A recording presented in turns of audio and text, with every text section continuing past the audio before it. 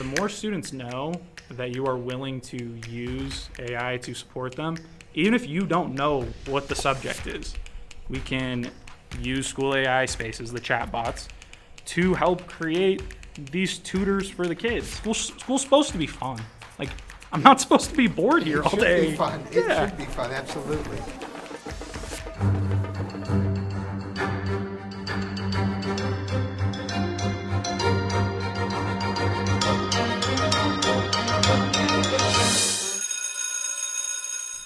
Hello and welcome to the Supercast. I'm your host, Superintendent Anthony Godfrey. Teachers in Jordan School District are transforming their classrooms with more personalized, efficient, and engaging lessons than ever before, thanks in part to the use of SchoolAI. On this episode of the Supercast, we take you inside an amazing classroom at Valley High School. It's where students are thriving and the classroom experience is more dynamic thanks to a teacher who is diving in, using SchoolAI to reach and teach students in a way that is elevating the educational experience for everyone. We're here at Valley High School with one of the teachers in the district who has used AI earliest and most often. Graham, go ahead and introduce yourself. So I'm Graham Beatty. I'm a English language arts teacher at Valley High School. I also do digital coaching, and my co-teacher Rachel and I are over the school newspaper, which we've kind of reimagined in kind of a digital form. It's a little less formal, a little bit more creative. Get to do a lot of fun things here at Valley. And for those who don't know Valley High School, explain what Valley High School is all about. Valley High School is the best school to go to. It is an alternative high school, and alternative is often viewed as a pejorative. Alternative in this sense just means different. We have smaller class sizes, we have more deep and meaningful relationships with students. We take the time to understand every kid, every situation, every story. We are given the opportunity to try things in different ways that may be better for students. It's a incredible building that is a playground of creativity and innovation, with the main goal to support students who have not been as successful in buildings where they have previously been, and to try to push them towards their most successful and fruitful lives, whether that is in formal education, whether that is a trade school, or whether that's just going out and being the best version of themselves that they can be. Very well said. And there's an incredible collection of very dedicated educators here at Valley. And like you said, I like the way you put that. It's an alternative. It's a choice. What are the alternatives? This is one of those choices. And for students, this becomes the right choice for a wide variety of reasons. People might have ideas about what reasons they think kids have for coming here. There are many, many more than what you might imagine. Yeah. It's honestly, my favorite are the burnt out honors kids that just need, they need someone that's going to challenge them and remind them that it's okay to not be entirely as perfect as they felt they've had to be. Yeah. Or the kids that are just looking for a second chance and want a teacher who knows nothing about them. And we get the beautiful opportunity to welcome every kid every day and create meaningful learning environments and opportunities to just support them. You get to redefine yourself when you come to Valley. Everyone, teachers, students, it is a beautiful, beautiful place, and it is the only place that I want to be. Well, I'm very proud of what happens here. It's just incredible results and graduation rates beyond conventional high schools elsewhere in Utah. So lots of great results beyond just the relationships and the support that really honestly lasts a lifetime because of the impact that teachers have on students here. And it would not be without the support of the district and you that allows us to do the amazing things that we do. We get to do this because it is needed, and it is supported because it is successful and good. It's an easy place to support that way. Appreciate it. So let's talk about your journey with AI. You started with AI before we adopted SchoolAI as an entire district. You were dabbling already because, as you just demonstrated, you are focused on your kids being successful, and you wanted your students to have every opportunity that others do. And you were also feeling a little bit overwhelmed at teaching at that point. Is that fair to say? Yeah, I think burnout is a part of the story. We cannot ignore that teacher burnout is one of the most common experiences in education. Between years 3 and 5, what the majority of teachers leave the profession. So I was at the end of year 3, and I had switched from a different school over to here, and I was picking myself back together as a teacher. And it is hard to admit that sometimes, no matter how much we love the job, no matter how great we are at the job, no matter how perfect everything goes, that it is exhausting and it is difficult and it is a grind. So AI has been around for a long time, but this iteration of generative AI, where students started using it and we started noticing that uptick in cheating, is really when it started to pick up on my attention. So I had students, we read, it was Epicac by Kurt Vonnegut, where a computer falls in love with someone.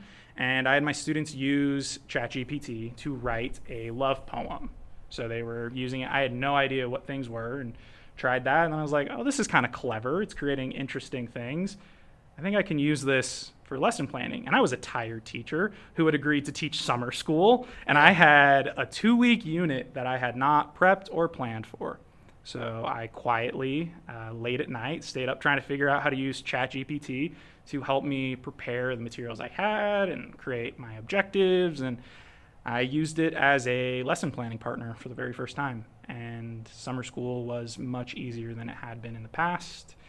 And so it kind of got easier. And then I went to these coaching meetings where I get harassed by teaching and learning into using a fun new tool. And, Yes. and they lovingly took my hand and guided me towards SchoolAI. And I never met any of them, but it was just the friendship and the collaboration that they brought to these different things that were going on in the district that really gave me the opportunity to try things, test things out. When you hear people talk about AI in the classroom, that it will create more distance between teacher and student because you've got now artificial intelligence doing everyone's work.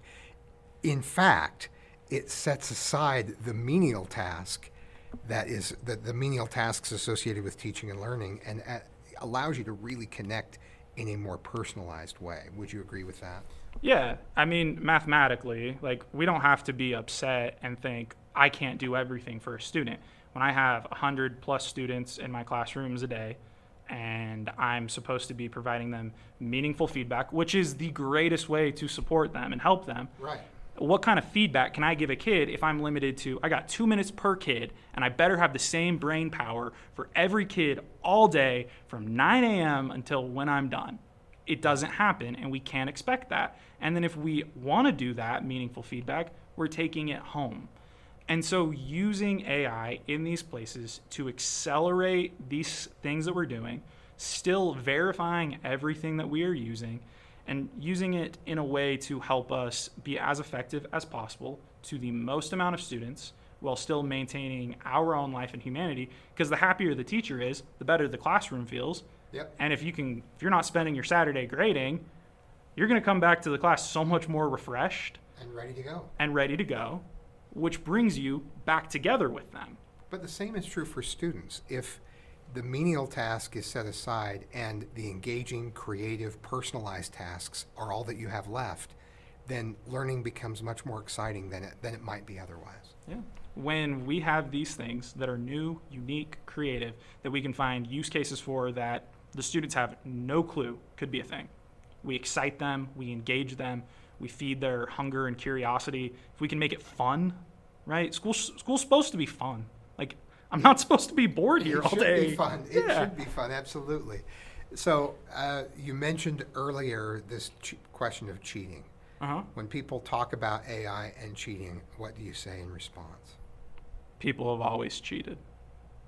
Always. I remember in high school, one of my buddies was using his older sister's current events that she had saved, like the write-ups that she had done, and he would bring them into class. The teacher wouldn't read them, so no one cared, and it was fine. Cheating's always happened. Cheating will always happen.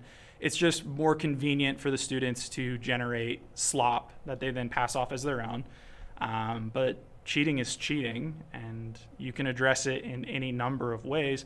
but the whole goal should be finding a way to get the kid excited and engage them in the task, but also keeping that openness about it happening, right? We're not dumb. We know what AI writing sounds like. I don't know if at the district level y'all have seen like AI resumes or like cover letters, and I think it starts with "How are you doing?" and then there are M dashes all throughout it. The M dash is crazy, and it's like, I got an English degree and I know how to use them, but I don't even like using them. Right. So when I see a kid use one, or like, I'm like, I've never seen you use a complete sentence, every sentence for an entire page. Right. Like, Yeah. we're like, something's the matter.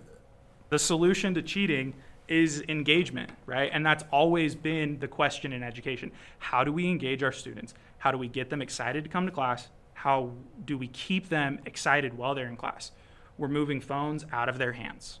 We are trying to be as engaged constantly in whichever ways and whichever approaches.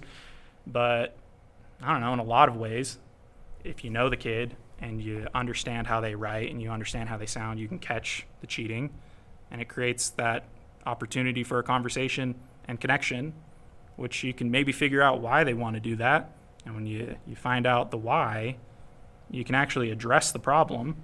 And to be honest, I don't think kids cheat other than something is not fun to do, but usually they're cheating because they don't understand. And when you can figure out why they don't understand and teach them and show them you care enough about them, maybe they'll come to you and ask next time, and maybe it's just never actually going to be a problem again. And sometimes it's AI that creates the space that allows you to do that and to have that connection, because so much has already been taken care of. And the more students know that you are willing to use AI to support them, even if you don't know what the subject is, we can use SchoolAI Spaces, the chatbots, to help create these tutors for the kids. Stay with us. When we come back, more with Graham Bainey and SchoolAI.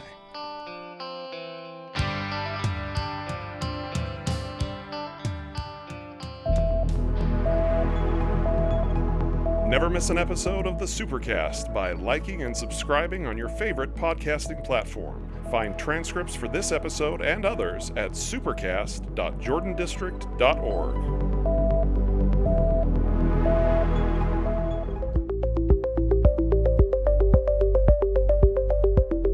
Does your child need the flexibility to learn from anywhere at any time, on a cruise in another country, or simply at home, cozy on the couch?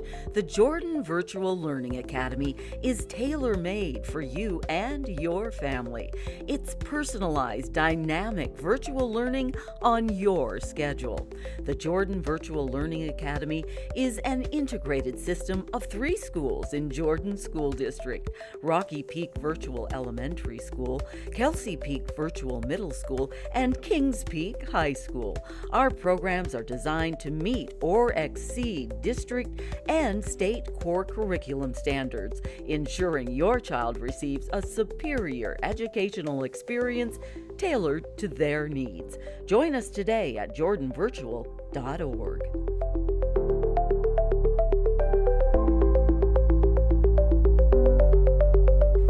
When you talked about your journey with SchoolAI and with AI generally, you were one of the early super users that first summer who really helped shape what SchoolAI is doing across the country at this point.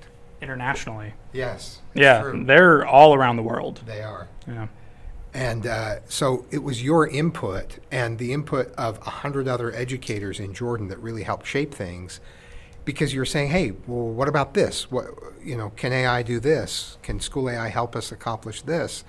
And it really was exciting to watch how quickly it took off in Jordan, and how, as you indicated, how far and wide SchoolAI has taken off as well. Let's talk about some of the tools that have sparked your interest lately and some of the things that you're able to do. Let's talk about concretely how it helps you as a teacher and how it helps your students in class. So when it comes to AI in the classroom, there's 2 basic ways that I think we can look at it: teacher-centered and student-centered, right? So the teacher-centered is going to be these different AI tools that we can use, or the different ways we can use the tools to accomplish what we're trying to. So in the course of a week as a teacher, I'm using AI to help me go through my weekly planning. I'm using it to help me organize my to-do list and maybe kind of set things up in a way that's a little bit more accomplishable. I'm using the built-in AI tools and different softwares to help quickly generate from my lecture notes slides that I'm going to be using in Canva. All sorts of different things. Whether we're doing lesson plans, I'm creating word banks. I'm using it to adapt assignments to the different WIDA levels of students in my classroom so that I can make sure every student has an engaging activity or assignment that is actually at their level and challenging them. And explain to folks what WIDA scores mean. WIDA scores are essentially just a measurement of the student's current ability with their language. So if we have a student that is a multilingual student, being able to use AI to maybe adapt for a specific low reading ability, which as they're developing their reading ability in multiple languages, right? They're a super smart kid, but maybe they just need things to be at a different way, or maybe they need supports for what they're reading, like a word bank. And for us to sit down and do that, maybe that takes 15 minutes, and that's a worthwhile use of our time. But with AI, we can do that maybe 15 seconds and have a support for the student that is appropriate to their level that allows them to engage in the classroom activity or reading or assignment in the same way as the rest of their peers. And when we know what we're doing and we know what we need to do and we know how we can do it well and quickly, job becomes fun again. Yeah. Well said. Absolutely. So let's look at some of these tools that you're using lately. Okay, so this first one, we came up with this last year. So what we did on SchoolAI with Spaces, these would be their custom chatbots. We can custom program them to do whatever we want them to do. And Spaces, describe Spaces for those who aren't familiar. Spaces essentially is a chatbot that is running through the SchoolAI filter, which is built to be appropriate for students and to be kind of centered more towards these educational goals. So teachers go in, they write a prompt, and the prompt is not coding. The prompt is really strong creative writing skills, explaining exactly how you want the experience to go. Right. And then we test it a bunch of times to make sure that even our most engaged students aren't breaking it.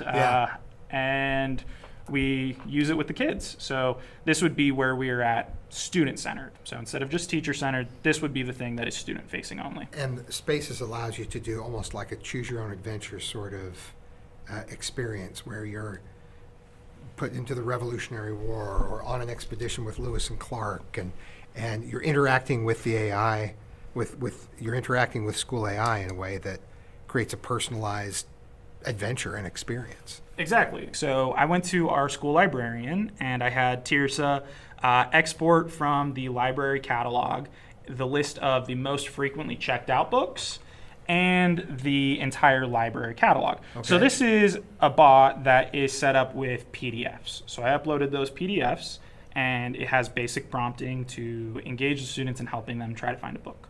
So me and the librarian or me and the other adults in there may not always know everything or may not always have all the free time to sit and help a kid pick a book, especially when we're in there. So they have the option where they could scan a QR code, pull this up, and go through books by any sort of way that they would like to. So and limited to the books in the library. What a great idea. So it's right there on the shelf if they once they find a book that they're looking for. Let's try it out. Can we launch it here? Yeah, so if you just go into send a message right there, and it is set up with summaries of each of the books, so it has a basic understanding about what's going on. So I just chose books similar to the ones you like. Tell me a book you like, and I'll suggest similar titles from our library. All right, I'm going to try The Pig Man. That's a book from the 60s. Let's see if they... Here are some books from the library. They're similar to The Pig Man, focusing on teen life, friendship, and real-world struggles. The Outsiders is a great match for that. Winter Girls. Leah struggles with loss. Boy 21. Basketball and friendship help two boys cope with grief and change in their lives. Wow. Okay, I want to read all of these books. That's pretty awesome. So our librarian then took these as a basis and started building different experiences with the chatbots. So it would be like a murder mystery where the kids were going around finding different books. And so we've kind of used these as a basis that kind of sets off other people's creativity. And so she's used them to do different sorts of activities with students in the library. What has the reaction been from your students as they have had the opportunity to use AI to enhance their learning? Like any good thing, we can overuse it. we can overdo anything. Right. There have been times where we've done it multiple days in a row where they want a break. And I think that's a true testament of what's kind of going on in our world. The kids want to be disconnected more. So I think AI used in very controlled doses, very intentional moments is very beneficial. Just like Shakespeare, bad Shakespeare happens to everyone, right? Bad AI can happen to everyone. Good AI is possible, and we have to be very selective of the moments. And I like to use within myself, if there is a better way to do something, I'm going to try to go that way. So if I can think of a better way to do this that doesn't involve AI, maybe I'm going to go with that. I love how intentional you are about that, being very aware of where the kids are, how they're feeling about things, and AI isn't the only way to get things done, but it's an additional way. Like you said, it's an alternative. It's another option. It's another way of doing things. And you could have the best meal in your life. And if that's the only meal you were able to have for the rest of your life, it would become a terrible meal. And the same is true with AI, but it's also true with things that we have traditionally done in the classroom and not been intentional or thoughtful about evaluating. Yeah. We need a nice variety. And so the more that we are critical of ourselves and not overdoing something, and the more that we are engaging with our students and understanding where they're at, because if they really like something and they say, hey, we should do more of that, then we do more of that. Yeah. When I ask my kids, hey, how do we feel about this? And they're like, then maybe we take a couple weeks off and circle back with something different, or I try to find something that's really ridiculous that we can try. I continue to watch as you become an influence and a positive impact on helping shape SchoolAI right from the start, but helping inspire teachers to really engage, try new things, and be at their best for students. And I just can't thank you enough for everything you do for students and for the people around you. Thank you for providing a culture within the school district that allows people like me to take chances, to be creative, to have the opportunity to fail and learn and reapproach. It really would not happen without the kindness, the leadership, and the dedication to curiosity that our district has. Thank you. Thank you. There are a lot of great people doing a lot of wonderful things here, and you are one of the great examples of that. So thank you.